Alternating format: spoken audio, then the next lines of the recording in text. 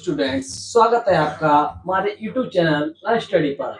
आज हम आपके लिए लेकर आए हैं जो क्लास 10th है उसका मैथ का एग्जाम होने वाला है बहुत जल्द 1 अक्टूबर को।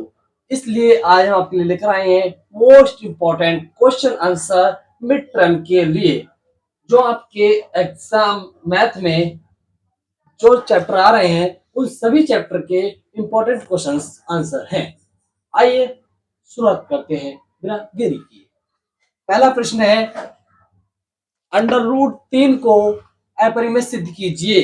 3 नंबर में आपसे बार बार पूछा जाता है कि under root 3, under root 5, under root 7 को सिद्ध कीजिए कि एक अपरिमेय संख्या है। इसलिए आपको इस प्रश्न पर ज्यादा पकड़ बनानी है, 3 नंबर आपके पक्के हो जाएंगे। कभी कभी प्रश्न ऐसे भी आ जाता है, ध्यान रखिएगा, under root 7 plus under root 3 कहेगा सिद्ध कीजिए कि एक अपरिमेय संख्या है।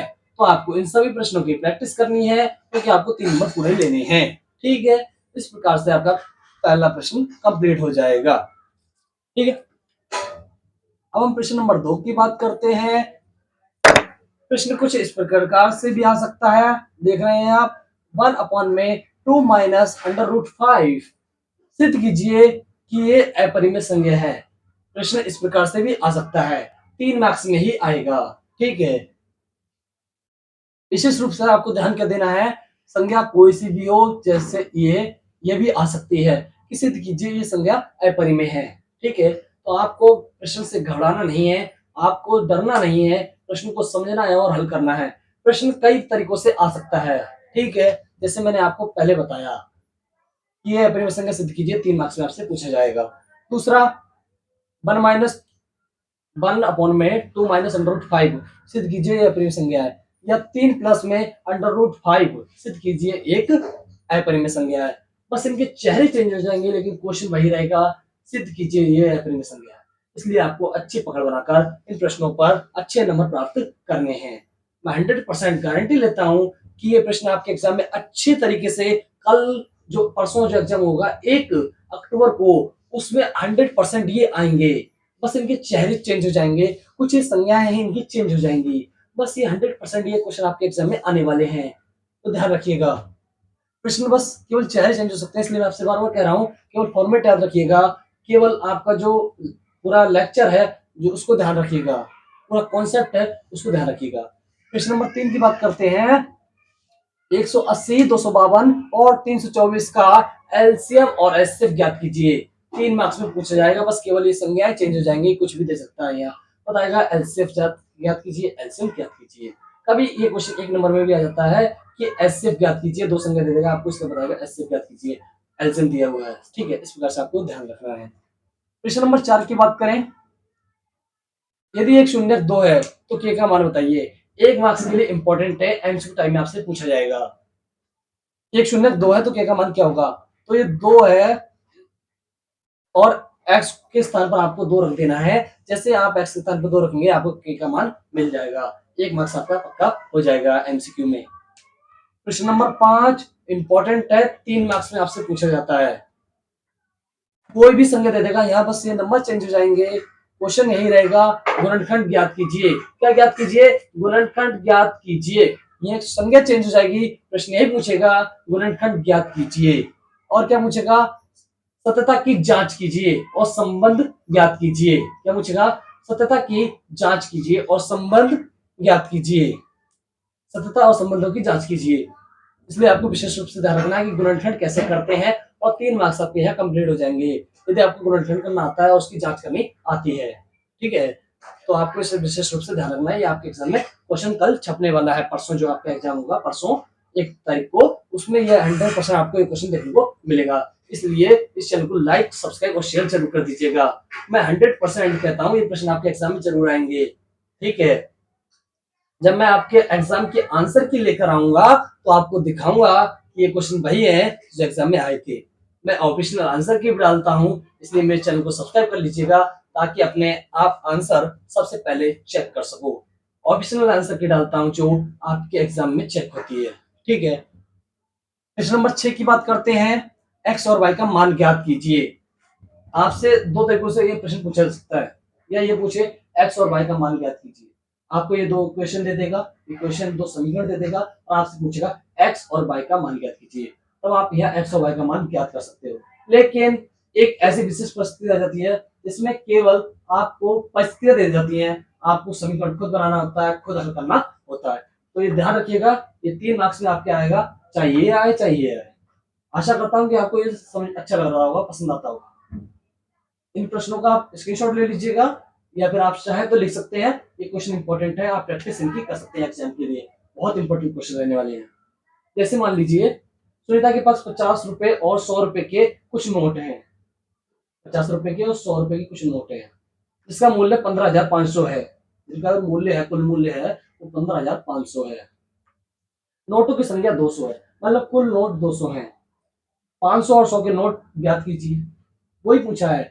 लेकिन बस इसमें आपको परिस्थिति दी है, इक्वेशन आपको खुद बनानी है और इसमें इक्वेशन दिए आपको केवल एक्स और वाई मान ज्ञात करना है। यहाँ भी यही चीज करना है, तो आपको इसे विशेष रूप से ध्यान रखना है। यही क्वेश्चन आएंगे, 100% आएंगे। मेरे चैनल को सब्सक्राइब जरूर कर लीजिएगा और आने वाली वीडियो आपको सबसे पहले मिले इसलिए नोटिफिकेशन ऑन कर लीजिएगा।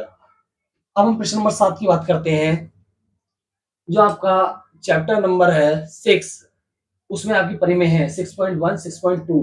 तो उस परिमेय को जरूर कर लीजिएगा, जो आपको आपकी परिमेय 5 नंबर में आती है। 6.1, 6.2 और एक परिमेय है 10.1 और 10.2। ये 4 परिमेय हैं जो आपके एग्जाम में आती हैं। 6.1, 6.2, 10.1, 10.2। ये 4 थ्योरम, 4 परिमेय हैं जो आपके एग्जाम में आती हैं। ये 5 नंबर की आती है ये वाली थ्योरम, इसलिए इन्हें रट लीजिएगा, याद कर लीजिएगा, लिख लीजिएगा, प्रैक्टिस कर लीजिएगा। 5 नंबर आपको लेने हैं पूरे, तो एग्जाम में अच्छे नंबर लेने हैं। तो ये देखिए प्रश्न नंबर 7 हमने वही दिया है। क्या दिया है? PQR में MN समांतर है QR के आधारभूत समानुपातिकता प्रमेय सिद्ध कीजिए। इस थ्योरम का नाम है आधारभूत समानुपाती प्रमेय। आधारभूत समानुपाती प्रमेय, इसको थेल्स प्रमेय भी कहा जाता है।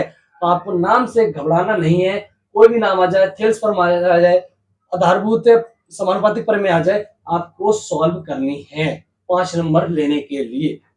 क्या सिद्ध करना है? PM बट्टे PQ बराबर PN अपॉन में PR। ध्यान रखिएगा, 5 मार्क्स के लिए इंपॉर्टेंट है। समझ में आया? बस प्रश्न यही रहेंगे, बस इनके चेहरे चेंज हो जाएंगे। 100% गारंटी लेता हूँ कि क्वेश्चन आपके एग्जाम में 100% आएंगे और जरूर आएंगे। इसलिए इस वीडियो को लाइक और सब्सक्राइब जरूर कर दीजिएगा और अपने दोस्तों को भी शेयर कीजिएगा जो आपके एग्जाम की तैयारी कर रहे हैं, 1 अक्टूबर मैथ की एग्जाम की। समझ रहे हैं आप? अब प्रश्न नंबर 8 की बात करते हैं, जो आपके 3 मार्क्स में आता है। y का वहमान ज्ञात कीजिए जो बिंदु 5-2 तथा 3-2 से समदूरस्थ है। हर बार एग्जाम में रिपीट होता है ये क्वेश्चन, ध्यान रखिएगा। 3 नंबर पाने हैं तो इन क्वेश्चन को सॉल्व कर लीजिएगा। इसी की तरह दूसरा प्रश्न आता है, एक्स और वाई में संबंध ज्ञात कीजिए। इसमें मान नहीं आता, बस केवल संबंध आ जाता है, एक समीकरण आ जाता है। एक्स वाई और 7, 1, 7, 1 और 3 और 5 से समदूरस्थ है।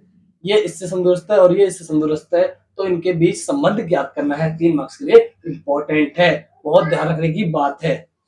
प्रश्न नंबर 10 की बात करते हैं। जो आपका प्रश्न नंबर 10 है, ये आपका 8.2 से लिया गया है। 8.2 से लिया गया है, लेकिन ये क्वेश्चन इंपॉर्टेंट लेकर आया हूं मैं आपके लिए, इसको कर लेना, ये 100% आपके क्वेश्चन आएगा। और जो 8.2 के सिद्ध करने वाले, एक दूसरे के इक्वल करने वाले क्वेश्चन दिए हैं, उनके बुक की आप प्रैक्टिस कर लीजिएगा। उनमें से एक क्वेश्चन जरूर आपके छपेगा एग्जाम में, 100% छपेगा। 100% आपके एग्जाम में जो क्वेश्चन है सिद्ध करने वाला 3 नंबर में छपेगा 8.2 से, तो उनकी प्रैक्टिस कर लीजिएगा। ठीक है, इस प्रश्न की भी प्रैक्टिस कर लीजिएगा 3 मार्क्स के लिए।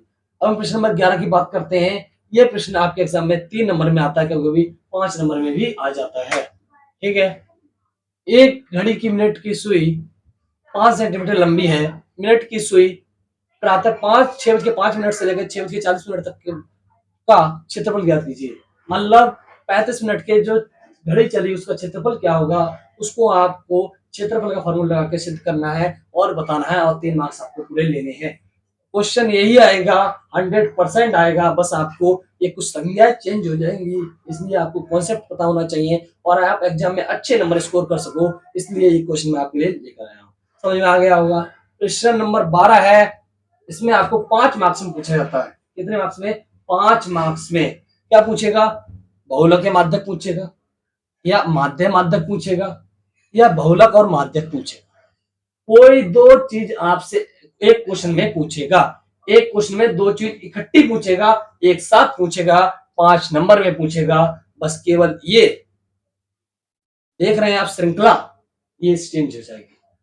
100% करता हूं, फिर आएंगे इसी वीडियो के साथ, ऐसे ही आंसर की के साथ, ऐसे ही इंपॉर्टेंट क्वेश्चन के साथ। तब तक मुझे आप दीजिए इजाजत नेक्स्ट वीडियो के लिए, और जाते जाते एक लाइक, एक सब्सक्राइब और एक शेयर जरूर कर दीजिएगा। Thank you for watching.